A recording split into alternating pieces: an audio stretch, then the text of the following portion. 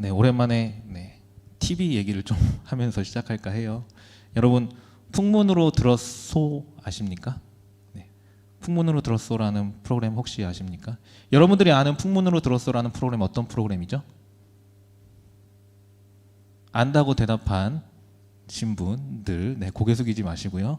고개 끄덕거려 놓고 숙이는 건 반칙 아닙니까? 네. 여러분 어떤 프로그램들로 알고 계십니까? 요즘에 이제 종편 방송 중에 한 군데서 하는 이제 예능 프로그램 중에 연예계에 있었던 여러 가지 풍문들을 다루고 그 뒷이야기에 대해서 얘기하는 풍문으로 들었소라는 프로그램이 요즘에 있죠.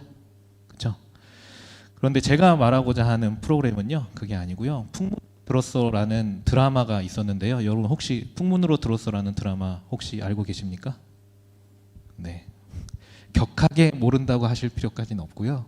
네, 풍문으로 들었소라는 TV 드라마가 있었습니다. 2015년에 방영됐던 건데요. 이 드라마의 내용은 사실은 로얄 패밀리가 있고요. 로얄 패밀리 가문에 10대 아들이 하나 있었습니다.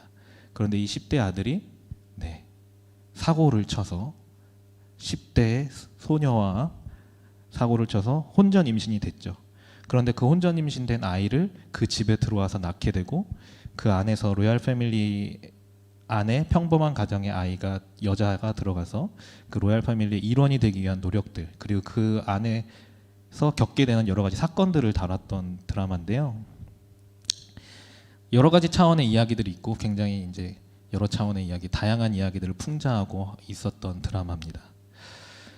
거기서 여자 주인공 이제 애를 낳게 되는 10대 여자 주인공이요, 서범이라는 평범한 집안의 여자였는데요. 시가에 적응하는 과정들 속에서 굉장히 총명한 자매였습니다. 그래서 그 처가의 상류층의 가정에서 아이를 낳고 그 가정에서 필요로 하는 교육, 육아를 그 상류층이 원하는 방식대로, 그들의 방식대로 하게 되고 그 안에서 이 자녀를, 이 여자를 새롭게 들어온 며느리죠. 며느리를 자신들의 가족, 자신들과 같은 부류의 사람으로 만들기 위한 여러 가지 과정들을 겪게 되죠. 그런 노력 가운데 이 자매 서범이라는 여자 주인공은요, 그 안에서 상류층의 일원이 되어가기도 하고 굉장히 상류층에 어울리는 그런 여자로 변해가기도 합니다. 그런데 그 안에서 보면요, 그 자기네들이 상류층이라는 자부심이 있잖아요. 우리는 로열 패밀리라는 자부심이 있습니다. 그래서 자신들이 옳다고 생각하는 방식, 육아도, 교육도 자신들이 원하는 방식, 자신들이 해온 방식, 자신의 가문들은 이렇게 해왔다고 하는 방식을 서범이라는 여자 주인공에게 강요하고 육아도 그렇게 하죠. 자신들이 옳다고 생각하는 방법을 가지고 다른 사람을 바꾸기 위해서 그에게 강요합니다. 그래서 이해가 되지 않고 아이를 보고 싶어도 육아 방식은 우리는 이렇다 하면서 아이도 못 만나게 하고 이런 방식으로 상류층의 가족으로 만들어 가죠. 그들에게는 그렇게 하는 이유는요, 이 서범이라는 여자 주인공이 평범한 가정에서 왔다는 거예요. 그래서 너는 교육도 못 받았고 우리가 누려왔던 것, 우리가 배워왔던 것, 우리가 알고 있는 지식을 너는 모르고 있다. 그렇기 때문에 너는 그냥 무조건 따라오라는 우월주의가 있는 거죠. 우리는 상류층으로서 너와는 다른 존재로 살아왔어. 그러니까 네가 맞추려면 우리가 옳다고 하는 대로 너네는 따라와 라고 이야기하는 것이죠. 그리고 그들은 자신들의 부를 과시하고 자신들이 살아왔던 모습들을 과시하며 그것들을 따라오게 만들면서도 이 서범이라는 여자 주인공을 굉장히 무시하기도 하고 하죠. 한마디로 그들이 가진 것들을 가지고 우쭐대고 있는 모습들을 그들이 보여줬습니다. 자신이 가진 지식 그리고 자신이 가진 것들을 통해서 다른 사람을 판단하고 다른 사람의 모습에 대해서 이러쿵저러쿵 말하고 하는 모습이요, 오늘 본문에도 등장한다는 것입니다. 오늘 본문은 여러분들 잘 알고 있듯이요, 고린도 교회에게 바울이 보낸 편지의 내용 중에 일부입니다. 이 내용 중에는 사실은 고린도 교회에 있는 문제를 해결하기 위해서 바울이 쓰고 있죠. 그 문제가 뭐죠? 여러분 쉽게 오늘 본문에서 딱 나와 있듯이 고기를 먹느냐 마느냐의 문제를 가지고 고린도 교회가 싸우고 있었다는 거죠. 고기를 먹느냐 마느냐라는 문제를 가지고 촉발된 문제에 대해서 사도 바울이 굉장히 긴 시간 동안 긴 글을 써서 보내고 있어요. 굉장히 큰 문제일 수 있다는 거죠. 고기를 먹는 게 왜 문제일까요? 여러분 잘 알고 있듯이 이 고기를 그냥 고기가 아니기 때문에 문제가 되는 거죠. 여기서 먹느냐 마느냐라고 문제 삼고 있는 고기는요, 우상에게 바쳐졌던 제물이었던 것. 신전에서 우상의 제물로 바쳐졌던 고기가 민간으로 내려와서 그것들이 사람들에게 전해지고 그 고기를 먹어야 될 것이냐 말아야 될 것이냐의 문제를 가지고 싸우고 있는 거예요. 굉장히 큰 문제일 수 있습니다. 내 신앙을 가지고 있고 우상에게 바쳤던 것들을 먹으면 안 된다, 먹어도 된다. 오랜 시간 동안 이 교회가요, 사실은 이방인들도 있고 유대인들도 섞여 있는 교회로서 이건 굉장히 큰 문제라는 거죠. 오랜 시간 동안 제물에게 우상에게 바쳐졌던 것들은 부정하다고 해서 먹지 않고 대하지 않았던 유대인 출신 그리스도인들에게는 이건 굉장히 큰 문제입니다. 그래서 먹지 않아야 된다고 말하는데요, 이방인들은 늘상 먹던 겁니다. 늘상 먹던 거고요, 크게 문제가 되지 않을 수 있다는 거예요.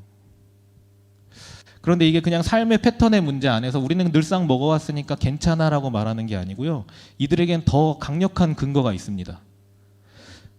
오늘 본문에서도 말하고 있듯이 1절에서 우상의 제물에 대하여는 우리가 다 지식이 있는 줄로 안다. 우상의 제물에 대해서는 우리가 모두가 지식이 있다는 거예요. 그리고 그 얘기는 우리가 다 있다는 건 유대인 출신의 그리스도인이건 이방인 그리스도인이건 모두가 그것에 대한 지식이 있다는 겁니다. 그런데 여기서 강하다고 말하는 사람들은요, 이방인 그리스도인이에요. 이 사람들의 근거가 굉장히 강력합니다.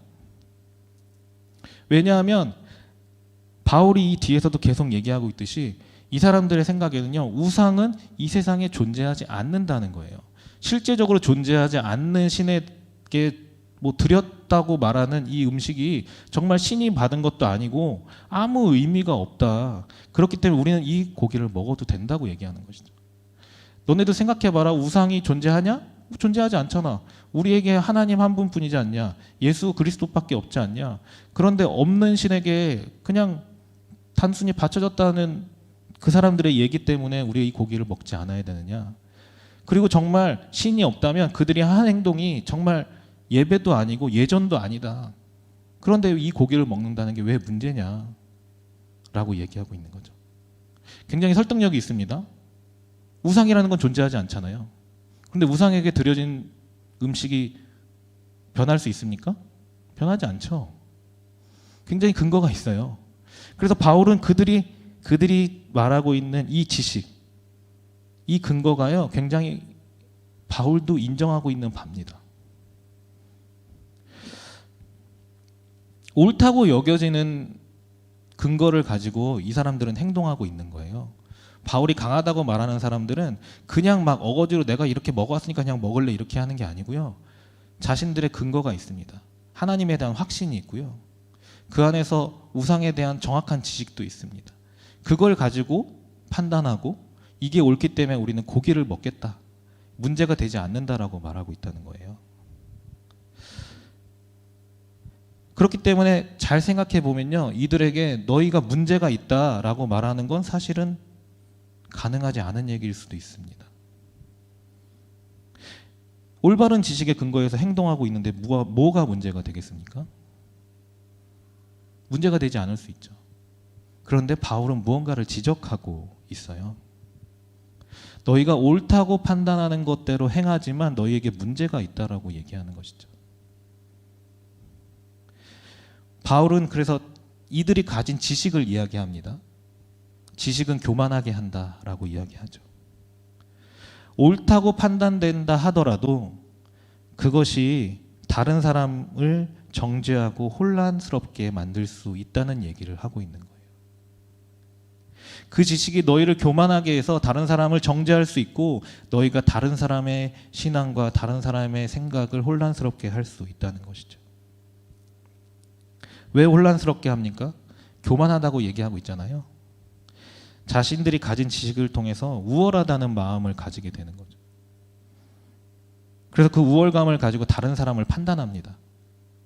이게 근거를 가지고 말하는 거고, 우상이 아무것도 아닌데 너는 믿음이 없냐? 왜 못 먹는다고 말하냐? 라고 판단할 수 있다는 것이죠. 그 판단이 과연 바울이 생각하기에 너희가 그렇게 판단해서 다른 사람들에 대해서 얘기하는 게 옳으냐라고 지적하고 있는 것입니다. 너희가 그렇게 판단하고 그렇게 행동하는 것들로 다른 사람을 망하게 할 수도 있다라고 바울은 이야기하고 있는 것이죠. 바울이 이렇게까지 얘기하는 이유는요, 그 안에 그런 문제들이 있었기 때문에 이걸 글로 직접 썼을 거라는 거죠. 우월감을 가지고 자신들의 믿음을 가지고 다른 사람들을 판단하고 말하는 것들 가운데 믿음 가운데 혼란스러워하고 헤매는 사람들이 생겨났다는 것입니다. 그래서 바울은 이들에게 다시 얘기하는 것이죠.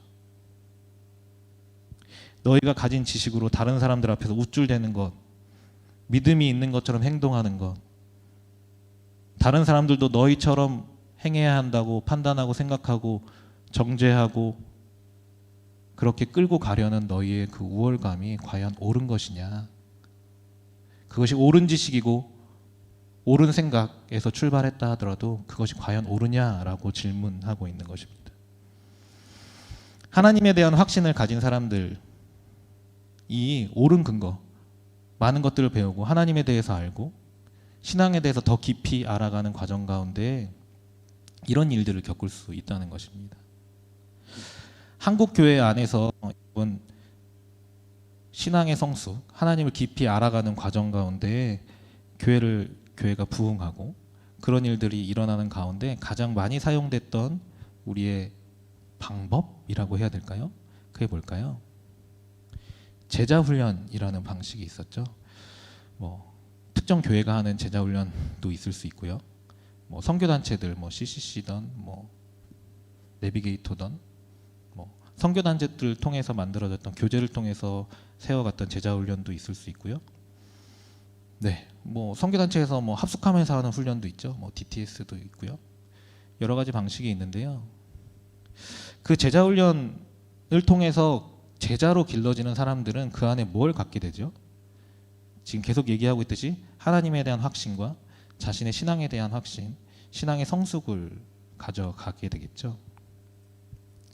그런데 한국 교회가요, 이런 제자들을 만든다고 하면서 진행했던 제자훈련의 결과들이요, 과연 그렇게 바랐던 모습만은 아닐 수 있다는 지적들이 많이 나오고 있습니다.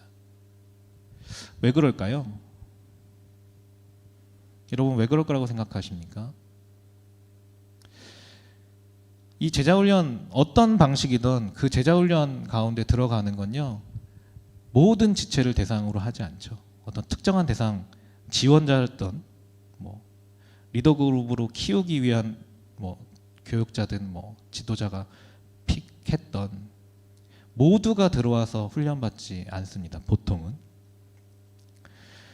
선택된 어떤 소수들이 모여서 소수 정예로 훈련을 받죠. 그리고 그 시간 안에 많은 지식들을 배웁니다. 실제적으로 실습도 하지만 보통 교회에서 진행하는 제자훈련은요, 가르침 위주죠. 교리 위주로 진행합니다. 그 안에서 하나님에 대해서도 알게 되고요, 삼위일체에 대해서 설명할 수도 있게 되고요, 네, 기도에 대해서도 유창하게 말로 설명할 수 있게 될 수 있습니다. 그리고 성령에 대해서도 말로 설명할 수 있죠. 많이 배워요, 교리적으로.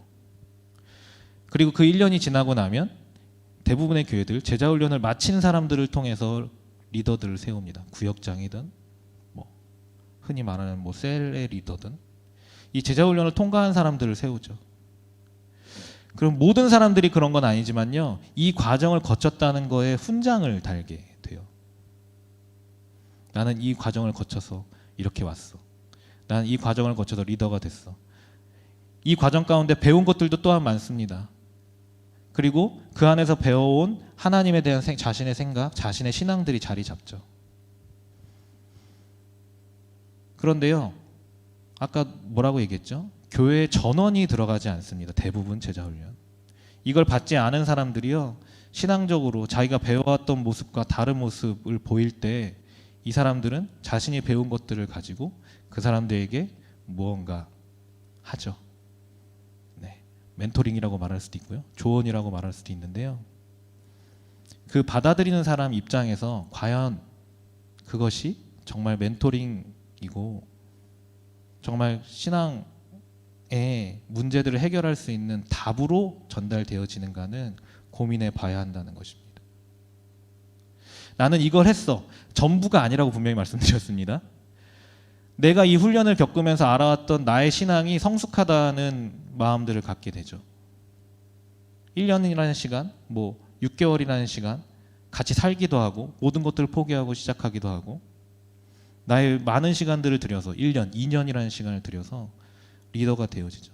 그러면서 내가 쌓아온 신앙이라는 게 있다는 생각을 가지게 되고요, 내가 배워온 게 신앙의 전부인 것처럼 생각하게 될 수 있다는 것입니다. 그걸 가지고요, 다른 사람에게 멘토링하고 말할 때 그들 안에서 영적 우월감을 가지고 이 고린도 교회 사람들처럼 나는 이렇게 배워서 알고 있는 그것대로 말한다고 하지만 상대방에게 상처를 주거나 상대방이 더 혼란스러워하는 상황들을 만들어내는 경우들이 있다는 것입니다. 이 제자훈련을 통해서 세워지는 리더들이요, 영적 우월감에 빠질 수 있다는 것이죠. 그 우월감을 가지고 나의 판단, 내가 옳다고 배워온 그 신앙관을 가지고 다른 사람들을 판단하고 다른 사람들을 정죄할 수 있다는 것입니다. 그렇게 될 때 그 공동체는 어떻게 될까요? 고린도 교회는 이 문제 앞에서 어떤 상황이었을까요? 과연 공동체가 너의 옳은 판단과 너의 옳은 지식을 통해서 우리가 신앙적으로 새롭게 되었다 이렇게 됐을까요? 그랬으면 바울이 편지했을까요? 그리고 너희가 혼란스럽게 만든다라고 지적했을까요? 아니요. 옳은 지식과 옳은 신앙에 대한 내용이 있다 하더라도 그것이 교회와 공동체를 무너뜨릴 수 있다고 이야기하는 것입니다. 바울은 그래서 그것을 지적하면서 다른 것들을 전달하길 원하는 거예요. 너희가 옳은 지식 좋지, 근데 그게 아니라고 말하는 것이죠. 지식은 너희를 교만하게 할 수 있다라고 얘기하죠. 그러면서 사도 바울은 이 영적 우월주의에 대해서 사랑을 이야기합니다. 바울은 사랑을 이야기하죠. 지식의 교만해지게 만들고 그 다음에 바로 붙여서 사랑을 이야기해요. 사랑이 덕을 세운다고 이야기하죠. 사랑으로 덕이 세워진다라는 것, 결국은 교회가 세워진다는 이야기를 바울은 하는 것입니다. 너희 지식으로 교회가 세워지는 게 아니고 사랑으로 교회가 세워지고 공동체가 세워진다는 이야기를 하는 것이죠. 그 사랑을 이야기하면서 사도 바울은 2절에서 무엇을 아는 줄로 생각하면 아직도 마땅히 알 것을 알지 못하는 것이라고 지적하죠. 너희가 뭔가를 알고 있다고 너희가 그렇게 말한다면 너희 진짜 아무것도 모르는 거라고 이야기하는 것이죠.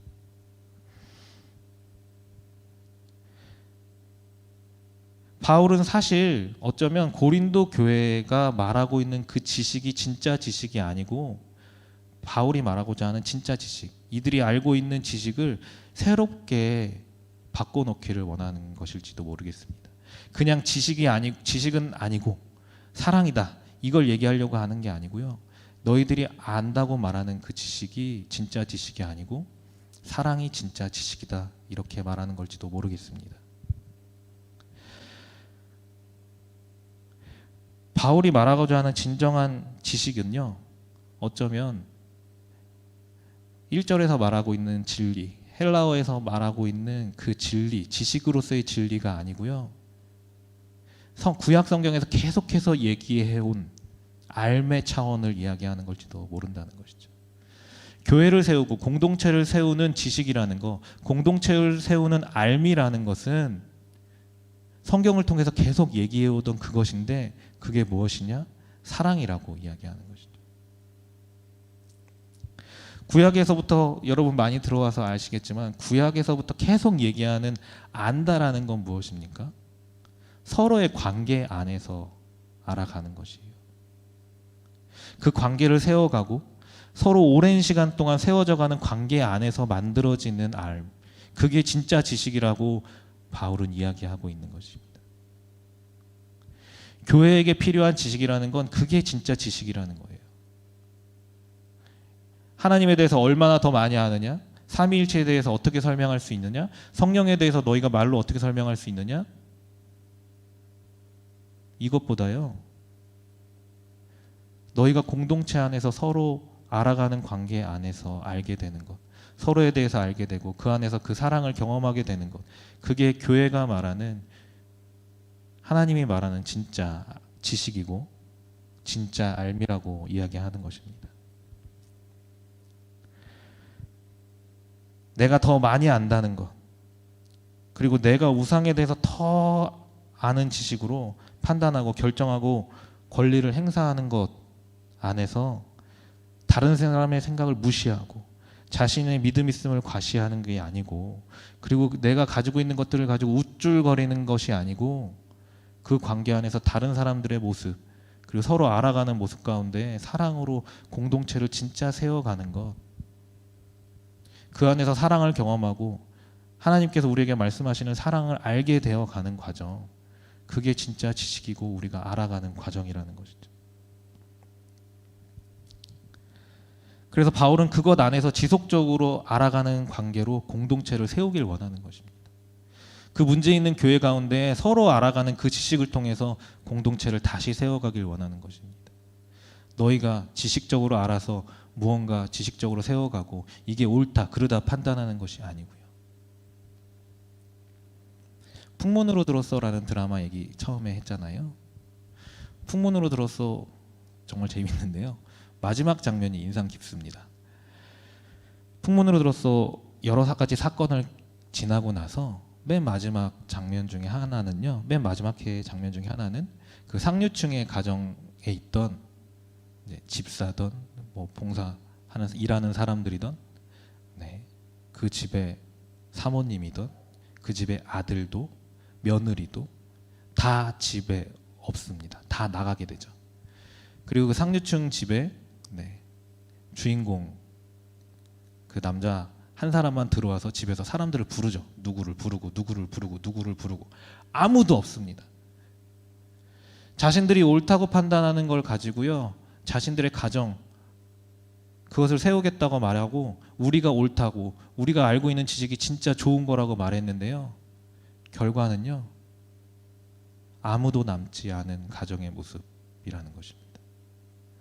그런데 반면에요, 그 서범이라는 주인공의 집 가난하거든요. 마지막엔 그 집으로 다 모입니다. 상류층의 사위죠. 그 가정에 그 서범 부부와 함께 아이와 함께 그 집에서 지냅니다. 굉장히 좁은데요. 언니도 있고요, 아빠도 있고요, 엄마도 있고요, 다 있습니다. 그런데 그 안에 무엇이 있냐면요, 가족 간의 사랑이 있는 거죠. 투닥거리긴 하지만 서로를 향한 마음이 있는 것입니다. 공동체를 세워간다는 건요, 그리고 사도 바울이 말하고자 하는 진짜 지식은요 이거라는 거예요. 무엇이 옳고 좋은 것이어서 그것들로만 무언가 만들어 가려고 노력하는 게 아니고요, 미흡할 수 있고 남이 보기에 조금 이상해 보일지 모르고 저건 아닌데 쟤는 왜 저러지? 저건 믿음 없는 행동 아닌가? 할 수 있다 하더라도 그 안에서 그들을 향한 사랑으로 그 마음을 이해하고 그 사람의 아픔이나 그 사람의 생각에 대해서 들어주고 그것을 같이 품고 서로 알아가는 그 알아가는 관계 속에서 싹트는 사랑으로 공동체는 세워진다는 것입니다. 사도 바울이 이 문제 있는 교회 가운데 말하고자 하는 것은 그것이라고 생각합니다. 더 많이 하는 걸 우쭐거리고 옳은 것을 내세워 판단하는 것 말고요. 그래서 그걸 통해서 공동체가 무너지는 것을 원하지 않는 것이죠. 이런 모습은요, 예수님의 오심도 마찬가지라고 저는 생각합니다. 우리를 하나님의 백성으로 세우기 위해서 사랑으로 이 땅 가운데 오시죠. 사랑으로 오십니다. 예수님의 성품 안에, 하나님의 성품 안에 거룩함과 공의로운 성품으로 우리를 판단한다고 했을 때 여러분들 구원 얻으실 수 있는 분 계십니까? 예수님이 오셔서 그 성품을 바라시면서 우리에게 이렇다 저렇다 판단하면서 이야기하셨습니까? 아니요. 사랑하셔서 이 땅 가운데 오시고 우리를 알기 위해서, 우리를 더 알기 위해서, 모두 알고 계시지만 우리가 살아가고 있는 이 현장 가운데서 더 깊이 알기 원하셔서 사랑으로 이 땅 가운데 오신 게 예수님이라는 것이죠. 왜요? 우리를 하나님의 백성으로 세워가기 위해서요. 그게 진짜 진리입니다. 내가 이런 하나님이니까 너는 이렇게 해야 돼, 이게 아니고요. 너희를 사랑으로 내가 이렇게 세우길 원한다, 너희와 이런 관계를 맺길 원한다, 이렇게 말하는 게 공동체 안에서의 하나님의 진짜 진리이고 알미라는 것입니다. 그래서 사랑으로 이렇게 오셔서 우리와 교제하며 세워가길 원하셨던 예수님처럼 우리도 이 공동체 안에서 그 사랑으로 우리가 알고 있는 지식, 우리가 알고 있는 알량한 무엇인가를 가지고 공동체를 판단하며 만들려는 게 아니고 사랑으로 서로 품으며 서로 알아가고자 하는 마음으로 공동체를 세워가길 원하신다는 것이죠. 우리의 연약함을 좀 돌아봤으면 좋겠습니다. 우리가 조금 더 안다고 할 때 우리는 무엇을 택하는지, 우리가 좀 더 신앙생활을 한다고 다른 사람들 앞에 섰을 때 우리는 어떤 말을 하는지, 내가 아는 무언가로 다른 사람을 끼워 맞추고 판단하고 있지는 않은지, 얼마나 사랑으로 교제하며 공동체를 세워가고 있는지, 아니면 판단으로 공동체를 해체시키고 있는지. 예수님께서는 우리의 있는 모습 그대로 나오라고 말씀하시는 줄 믿습니다.